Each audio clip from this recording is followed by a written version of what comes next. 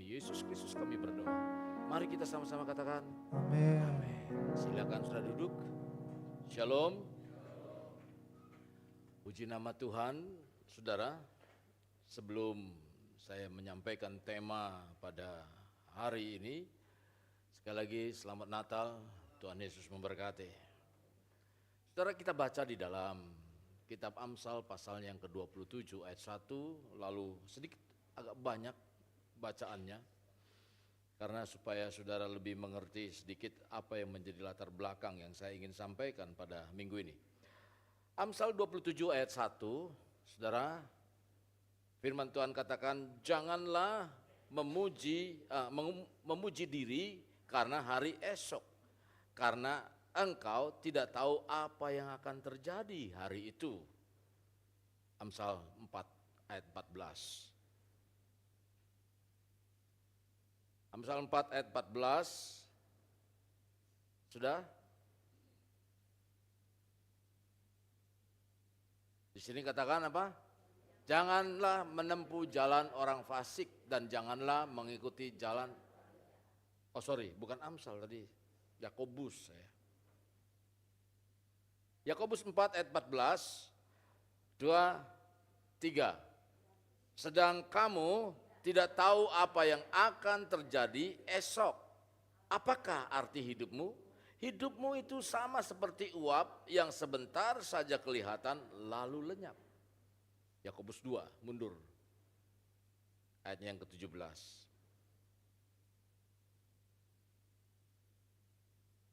Demikian juga halnya dengan iman. Jika iman itu tidak disertai dengan perbuatan, maka iman itu pada hakikatnya mati. Saudara, kalau kita baca ayat-ayat ini, bahwa hidup manusia adalah singkat. Hidup manusia tidak pasti. Saya mendengar dari saudara saya yang saya kenal waktu saya masih pemuda, ibadah di depan rumahnya dan seringkali sekolah minggu juga ada di depan rumahnya. Lalu di Cengkareng sana, lalu saya tanya sakit apa? Dia juga nggak tahu, cuman yang diderita itu pinggangnya sakit. Selama 1 minggu, besoknya sebelum mau dibawa ke rumah sakit untuk dicek BPJS, sudah nggak ada. Ternyata dia bilang bahwa penyakitnya sudah menjalar kemana-mana. Tahu-taunya kanker, saudara. Nah, nggak tahu. Hidup itu terkadang kita punya rencana, saudara. Tetapi walaupun saudara kita punya rencana, apakah rencana itu juga terjadi? Belum tentu. Maka hal yang tidak pasti, iman dalam Kristus dalam Kristus itu tidak boleh hanya disimpan. Kalau tadi dibaca di dalam Yakobus 2 ayatnya yang ke-17. Jadi iman itu harus disertai dengan perbuatan. Disimpan itu enggak boleh. Seperti saudara, saya punya iman untuk beli mobil. Jadi iman itu enggak boleh beli mobil. Nangkep maksud saya? Jadi beli mobil itu bukan hanya sekedar iman, tapi harus pakai apa? Ya duit. Kenyataan harus ditindaklanjuti dengan kenyataannya, bukan soal imannya, saudara. Imannya boleh, tapi harus diwujudkan dalam tindakan nyata. Jadi saudara, Tuhan sendiri memberikan kuasa Roh Kudus untuk apa? Supaya kita melangkah bersama menjadi saksi. Kalau saudara baca di dalam kitab Kisah Rasul 1 ayat 8, saudara nggak usah baca di sana. Di situ dikatakan pada intinya, apabila Roh Kudus turun di atas kamu, maka kamu akan menjadi saksiku di Yerusalem, Yudea, seluruh Samaria dan seluruh dunia. Jadi hari ini saya ingin mengajak saudara, mari kita melangkah bersama untuk bertindak. Sekalipun tahun depan kita nggak tahu apa yang akan terjadi. Kalau saudara bersama-sama saling menopang satu dengan yang lain, maka saya yakin dan percaya saudara akan mampu mengakhiri tahun demi tahun. Saudara akan bisa berlangkah, berjalan bersama dengan keluarga saudara, bersama-sama dengan teman kita seiman, saudara seiman. Saudara seiman itu bukan hanya sekedar kita berdoa setiap hari Rabu, setiap hari ibu-ibu, setiap hari Senin, hari Jumat. Berdoa untuk saudara-saudara yang ibadah, saudara-saudara seiman yang bukan jemaat di tempat ini juga. Saudara seiman seluruh dunia kita berdoa. Agar apa? Agar kita bisa meniti, melewati hari demi hari, tahun demi tahun. Supaya iman kita tetap kokoh dan kuat di dalam Tuhan. Maka dari itu saudara-saudara yang kekasih dalam Tuhan. Jadi banyak orang hidup tanpa sadar akan hari depan. Bahwa hari depan itu saudara kita masih melanjutkan hari depan. Jadi kalau kita sadar akan hari depan, maka saudara orang yang tidak sadar mereka akan berpikir bahwa hari ini masih panjang. Coba waktu beberapa mungkin bulan apa saya mengatakan, saudara nanti ke depan, saudara akan merasa bahwa hari itu lebih pendek hari-hari ke depan. Dan ini sudah kita udah merasakan. Saya setiap hari kok, kita nggak kerasa udah hari Sabtu lagi, udah hari Sabtu lagi, nggak berasa. Dan ini sudah mulai terjadi, tergenapi, saudara. Jadi saudara, banyak orang hidup tanpa sadar akan hari depan. Mereka berpikir bahwa hidup ini masih panjang. Kesempatan masih ada, betul kesempatan masih ada, saudara. Dan kadang-kadang ketika diminta untuk bertobat, bertobat, saudara masih dapat ditunda. Nanti ajalah, saya masih senang kok. Namun firman Tuhan berkata bahwa hidup itu singkat. Tadi sudah dikatakan dalam firman Tuhan tadi, hidup itu singkat. Hari depan bukan milik manusia, tapi ada di tangan Tuhan. Sekali lagi, hari depan bukan milik manusia, tetapi di tangan Tuhan. Jadi di tengah dunia yang tidak tahu arah dan tujuan kekal, Tuhan memanggil kita sebagai gerejanya, bukan hanya untuk percaya, tetapi untuk bertindak. Bukan saja untuk melangkah sendiri, tetapi kita melangkah bersama-sama dalam tindakan dan perbuatan. Di mana saudara-saudara yang kasih dalam Tuhan, seluruh dunia ini orang sedang menanti keselamatan. Jadi mari kita sama-sama, bukan saja keselamatan secara apa? Secara jiwa, roh, tapi keselamatan yang dibutuhkan bagaimana kita mengarungi dunia ini, perekonomian yang semakin susah. Katanya tahun depan adalah tahun di mana puncaknya krisis akan terjadi. Saudara jangan bingung, jangan kaget, tapi memang itu harus terjadi. Ketika kita berhasil dalam hal baik secara perekonomian, dalam membina keluarga dan sebagainya, saudara jangan lupa ada semuanya itu. Semuanya di balik keberhasilan, di balik keharmonisan, di balik kebaikan, Tuhan ikut campur tangan dalam setiap langkah kita. Jadi saudara-saudara yang dikasihi Tuhan, Tuhan tidak pernah memanggil kita untuk berjalan sendiri, tetapi kita melangkah bersama sebagai satu kesatuan. Nah, di dalam kebersamaan ini, kuasa Allah akan dinyatakan dan Injil akan diberitakan lewat kehidupan kita secara efektif. Jadi Injil itu akan dilihat bukan saja berkata-kata di dalam dunia media, atau mungkin juga saudara-saudara yang dikasihi Tuhan lewat penginjilan demi penginjilan ke daerah-daerah. Tetapi sesungguhnya Injil, pemberitaan Injil yang lebih efektif adalah bagaimana lewat kehidupan kita. Apa yang menjadi tutur kata kita bisa dibuktikan antara perkataan dan tindakan adalah sama. Antara apa yang dipikirkan dengan apa yang kita perbuat juga sama, saudara-saudara yang dikasihi Tuhan. Sebab saudara-saudara yang dikasihi, kalau kita mau jujur, orang sedang ingin melihat bagaimana bukti orang percaya. Sementara mereka sedang, kalau kita lihat saudara, antara apa yang disampaikan dengan apa yang diperbuat berubah-ubah. Tetapi kita sebagai orang percaya, biarlah antara iman kita dengan tindakan kita, seperti apa yang dikatakan di dalam Yakobus 2 tadi, itu harus sama. Sehingga orang lain bisa melihat bahwa Yesus adalah Tuhan.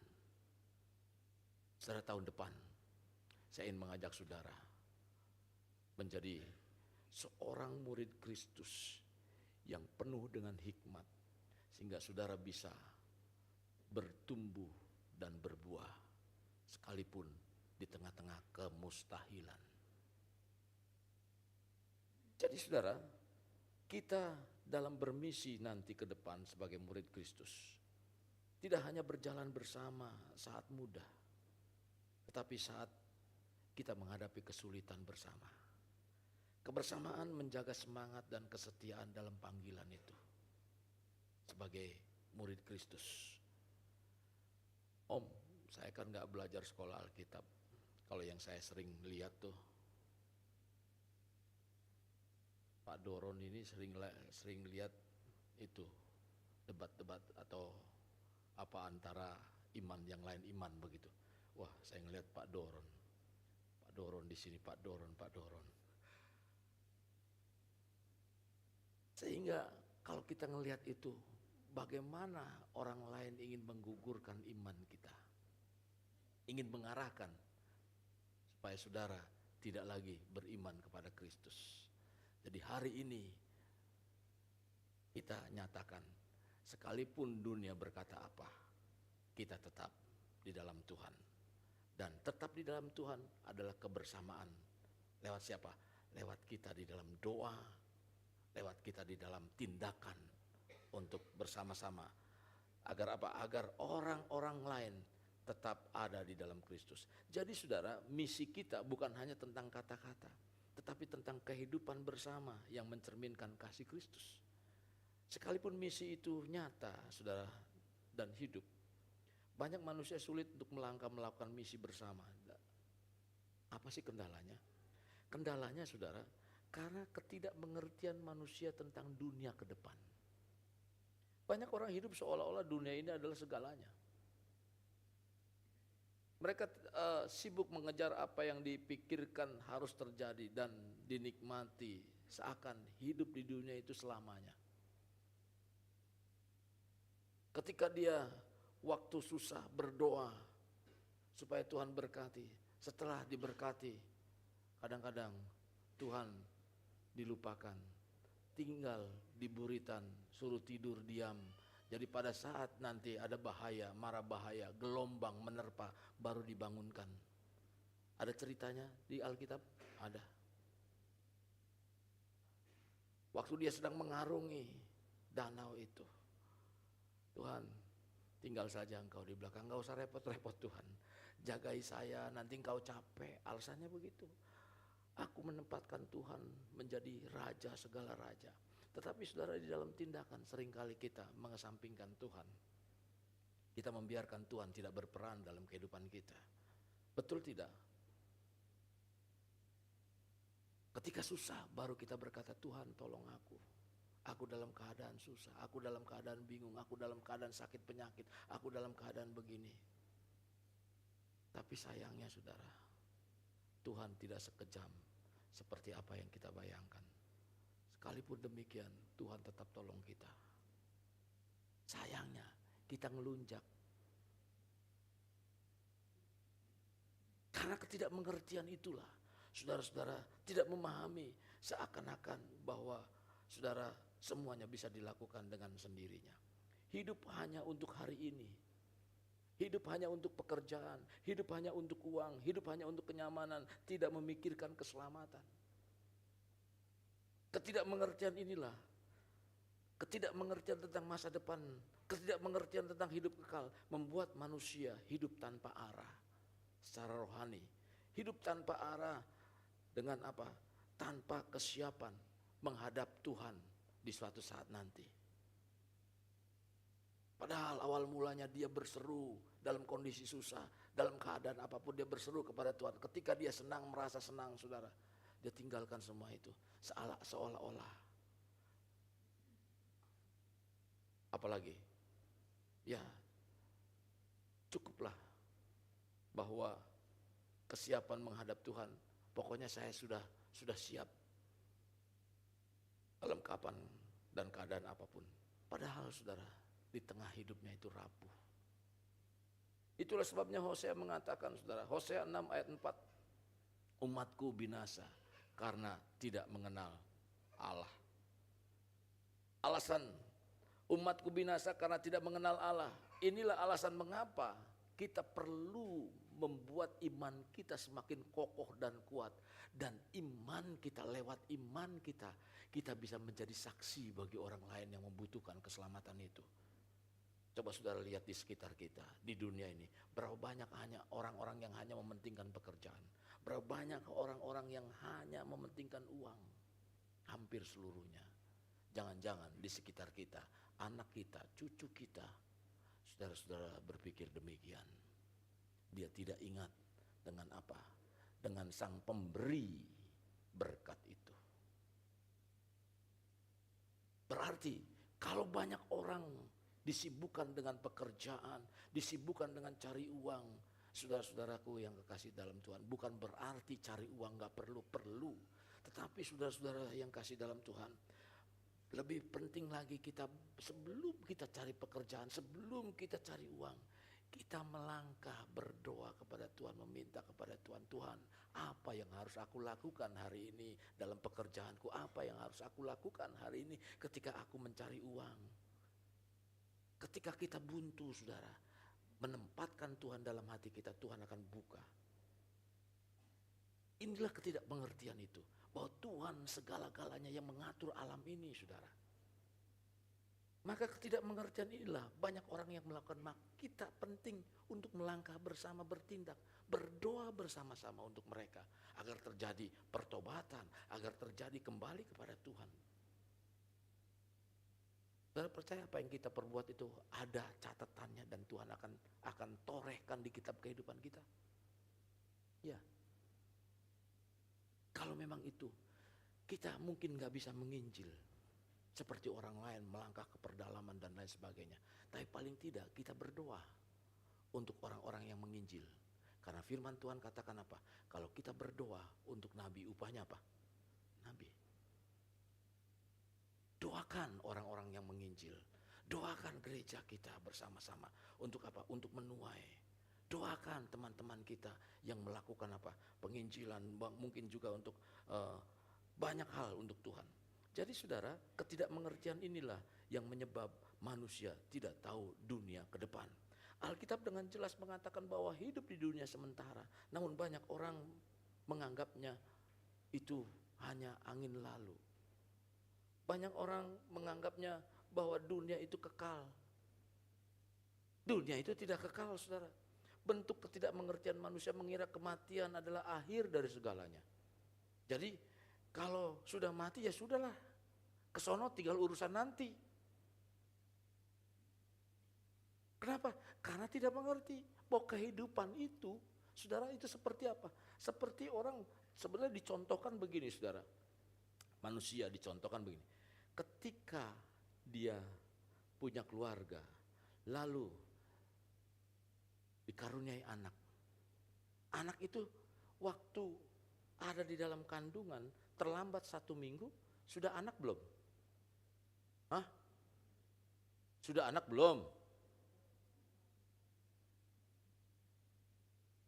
Kalau kalian bilang, kalau saya bilang belum punya anak, belum, berarti kalian boleh gugurkan. Itu sudah anak, saudara. Makanya kalau orang-orang dari keturunan sana, ini ditambahin 1 tahun. Bukan karena sio. Ya. Contoh, tahu. Kalau di dalam kandungan sudah hidup, sudah mulai dihitung umurnya oleh dokter. 1 minggu, 2 minggu. Nah, hidupnya di mana? Hidupnya di dalam kandungan.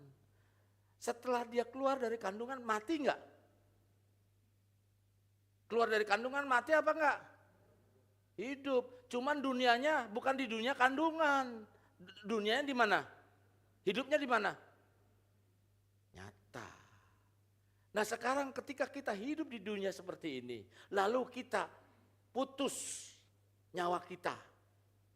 Lalu kita bilang sudah sampai di situ. Tidak, karena ada kehidupan di dunia kekal. Jadi hidup, saudara, jangan dianggap hidup sudah cukup hidup sampai sini saja. Setelah itu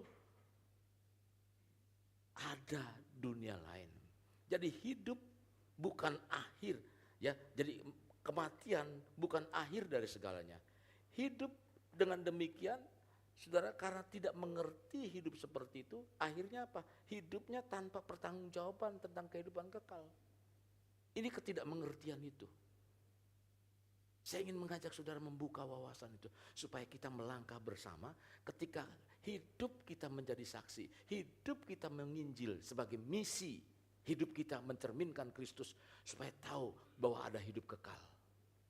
Sehingga hidup saudara menjadi berkat dan orang lain melihat. Dengan melihat kehidupan saudara, orang lain bisa juga diselamatkan lewat hidup saudara. Karena apa?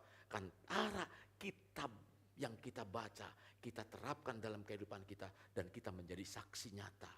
Oh sama, bukan hanya sekedar apa yang dikatakan, tetapi perbuatannya juga sama. Lalu orang bertanya, kenapa kamu bisa begitu? Mungkin di sekitar lain orang Kristennya beda. Kok ini beda? Di sini enggak dicerita di sini. Kalau di sini mungkin baik-baik saja barangkali. Tapi di luar sana, kalau tanggal malam kudus, sunyi nah, sampai saking senyapnya dia ngegeletak di jalan. Sudah tahu? Karena dulu saya sebelum itu, Natalan yuk kita, bruk, bruk, bruk, Natalan. Nah, saudara, ketidakmengertian.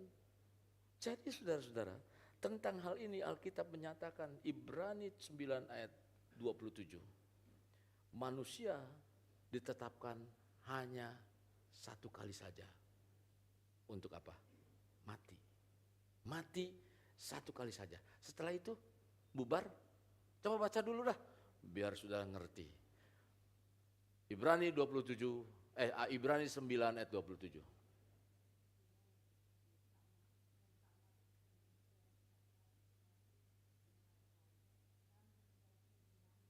Ya. Tuh baca saudara. Jadi besok-besok gak usah bawa Alkitab lagi ya. Karena sudah ada di gereja semua dibaca, tulis, begitu ya, enak ya. Kalau zaman dulu mau kemana ke gereja, saya pernah dulu ke gereja dibungkus korannya, takut ketahuan, dibungkus koran, takut ketahuan orang tua kalau ke gereja. Sekarang nggak perlu lagi, saking tidak perlunya, di rumah juga nggak pernah dibaca, Alkitab taruh di atas. Nah, saudara, di sini katakan, dan sama seperti manusia ditetapkan mati untuk apa? Satu kali. Setelah itu dihakimi. Apanya yang dihakimi? Perbuatannya. Kalau begitu, setelah mati kita bisa berbuat, dijadikan nilai? Enggak. Kemarin saya berkunjung ke salah satu teman masih kecil, dia cerita katanya, saya itu bandel dulu kecilnya, jadi suka ngisengin gitu ya. Saya nggak inget tuh, dia sering berantem sama saya katanya. Lalu singkat cerita, saya berkunjung, saya bilang saya mau pulang, ayo doakan, iya doakan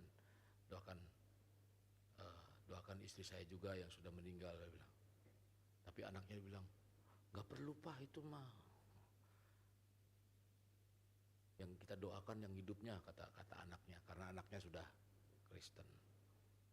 Jadi saudara, sekalipun kita bisa berdoa, orang tua kita, anak kita, kalau sudah tiada, kita tidak bisa berbuat apa-apa untuk merubah kehidupannya ke depan. Karena apa? Karena yang dinilai itu, yang dihakimi itu perbuatannya waktu hidup. Nah inilah ketidakmengertian itu, gampang nanti bisa didoain oleh anak-anak saya, bisa kirim doa, bisa kirim uang barangkali, bisa kirim apa lagi Pak? Jadi bentuk ketidakmengertian inilah, mengira kematian itu akhir dari segalanya. Nah manusia tidak tahu apa yang menanti di depan. Mereka mudah tersesat dalam dosa. Kalau orang yang tidak tahu itu. Maka saya ingin mengajak saudara, tahun depan mari kita mulai mengerti menjadi apa sih yang Tuhan inginkan sebagai murid itu. Kita mulai mengerti. Sehingga supaya kita tidak tersesat oleh dosa. Tidak tersesat dengan penyembahan modern, penyembahan berhala modern ini. Om, saya enggak om. Enggak. Bangun tidur. Nih sedikit sekali ini untuk itu. Saya pencerahan sedikit. Bangun tidur, ingatnya apa? Tuhan atau HP?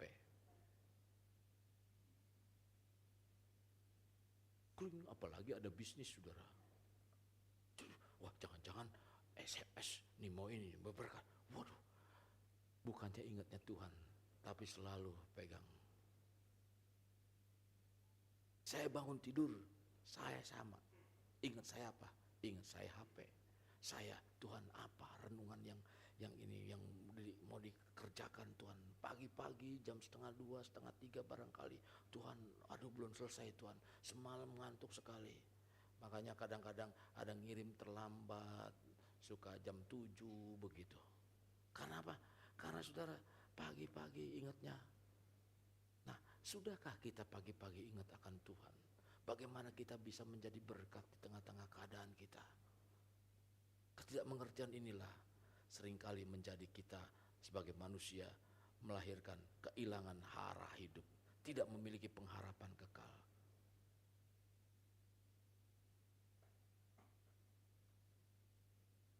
Saudara, 1 Korintus 15 ayat 19. Kita buka di sana.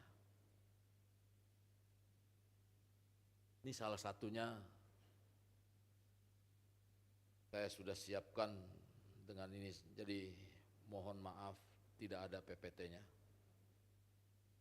Salah satu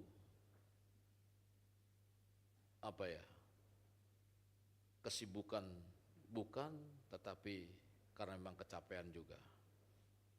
1 Korintus 15 ayat 19, jika pengharapan kita kepada Kristus hanya untuk hidup ini saja.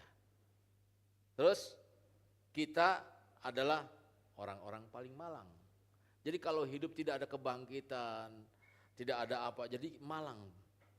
Jadi jika hidup tanpa pengharapan kekal, hidup hanya mengejar kesenangan sesaat, saudara. Kalau nggak ada pengharapan kekal, hanya mengejar kesenangan sesaat. Tidak mengerti makna di balik apa yang sedang kita alami dalam penderitaan itu. Karena apa? Karena saudara nggak mengerti tentang kekekalan itu. Padahal saudara, ketika kita mengalami kesusahan, ketika kita mengalami masalah dalam kehidupan kita, Tuhan sedang proses kita, saudara. Di balik penderitaan itu, di balik masalah itu, Tuhan akan bawa kita menjadi pribadi yang lebih baik, menjadi keluarga yang baik, menjadi hal-hal yang lebih baik lagi ke depan. Tapi seringkali kita berkata, Tuhan, sudah sampai di sini saja Tuhan. Aku nggak. Akhirnya apa, saudara? Mutung kepada Tuhan, sudah ngambek kepada Tuhan. Orang-orang yang seperti ini kalau tidak mengerti, saudara, tidak tahu tentang pengharapan atau tidak tahu tentang pengharapan kekal, maka dia akan menghadapi kematian itu sangat menakutkan. Banyak orang memiliki kehidupan demikian. Bagi kita sebagai pengikut Kristus, saudara, sungguhnya itu merupakan ladang misi. Karena orang-orang sedang ketakutan dalam kematian. Orang-orang tidak tahu pengharapan. Maka saya ingin mengajak saudara melangkah bersama bertindak. Mari jadikan kita murid Kristus yang sejati. Sebab ladang misi masih luas. Orang lain melihat kita. Dengan orang lain melihat perbuatan kita, perkataan kita, tingkah laku kita. Dia akan percaya kepada Kristus. Karena mereka tidak punya pengharapan kekal. Mereka saudara-saudara yang kasih dalam Tuhan, mereka takut kematian. Kita, kok lu mah berani aja ya, hidup enak aja. Karena apa? Karena Kristus menjamin kita. Ada pengharapan kekal dalam kehidupan kita. Kita boleh susah, saudara, tapi kita tidak hidup susah. Percaya. Kenapa? Karena Tuhan menolong saudara. Tuhan menolong kita. Jadi patut bersyukur kepada Tuhan kita, Yesus Kristus. Karena apa? Karena Tuhan, Allah Bapa, firman-Nya menjelma menjadi manusia. Tahun ini, tanggal 20, berapa kita memperingatinya? Merayakannya. Tanggal 21, tanggal 25, dirayakan bersama-sama. Orang lain mengklaim bahwa kita dulunya bukan Kristen. Dianggap hari, bukannya hari Natal, hari mualaf lagi, saudara. Ini konsepnya gimana? Siapa yang menetapkan? Sedikit saudara supaya tahu. Siapa yang menetapkan? Mereka selalu mengukurnya dengan kalender mereka. Makanya berubah-berubah. Nanti tahun 2033, ya 2033, Natal sama Lebaran hampir sama.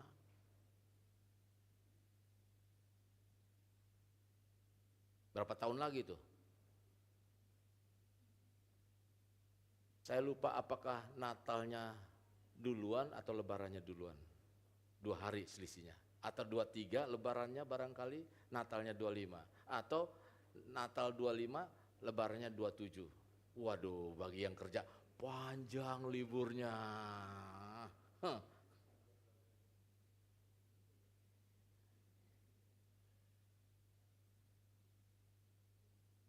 2030 Imlek dengan Lebaran. Itu beda selisih 1 hari kalau nggak salah. Jadi saudara-saudara yang dikasihi Tuhan, kita patut bersyukur kepada Tuhan lewat Yesus Kristus. Tahu tentang pengharapan hidup kekal itu. Jadi Injil, saudara, mengajak manusia untuk memahami tujuan hidup yang sejati. Mengajak manusia itu untuk mengetahui bahwa ada penghakiman dan ada kehidupan kekal. Lewat apa? Lewat Injil inilah. Maka mari kita perhatikan, kita bersama-sama ajak teman-teman kita untuk kembali kepada kebenaran firman Tuhan. Melangkah bersama, bertindak untuk kembali kepada kebenaran firman Tuhan. Sebab saudara-saudara yang kasih dalam Tuhan, tanpa pemberitaan Injil, manusia tetap hidup dalam kegelapan. Masa depan mereka tidak ada. Karena itu kita tidak boleh diam.